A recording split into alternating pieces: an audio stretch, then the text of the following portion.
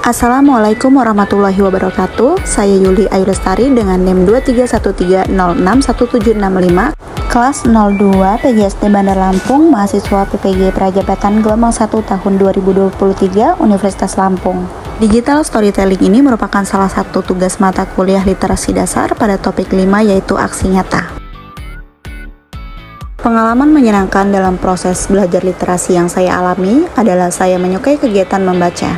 Ketika saat usia sekolah dasar, untuk mengisi waktu luang, saya suka membaca buku dongeng, buku cerita, dan buku kisah Nabi. Waktu itu saya diberikan oleh paman saya dan juga dibelikan buku kisah Nabi oleh ibu saya.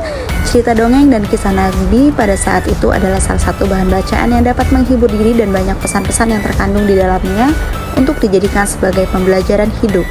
Selain itu, pengalaman menarik yang saya alami, saya suka membaca di lingkungan terbuka bersama teman-teman. Mulai menginjak remaja, saat SMP, SMA, dan masa perkuliahan, saya mulai menyukai membaca buku sejarah. Buku sejarah yang saya sukai adalah kisah perjuangan dan pembelajaran seperti buku motivasi. Pada masa usia SD SMP, selain membiasakan membaca, saya juga menyukai menulis. Beberapa waktu saya membiasakan menulis pengalaman yang saya rasakan dan memotivasi diri melalui tulisan itu pada buku diari. Sehingga ketika saya mengalami kondisi yang tidak semangat dalam belajar ataupun memiliki permasalahan hidup lainnya, saya dapat membaca beberapa motivasi yang saya tulis. Motivasi tersebut yang menjadikan sebuah pengingat dalam hidup saya untuk tetap semangat. Melalui menulis pun, saya merasa bahwa buku diari yang saya miliki sebagai tempat untuk menuangkan perasaan dan tempat untuk bercerita. Ketika saya menulis diari, perasaan saya menjadi lega.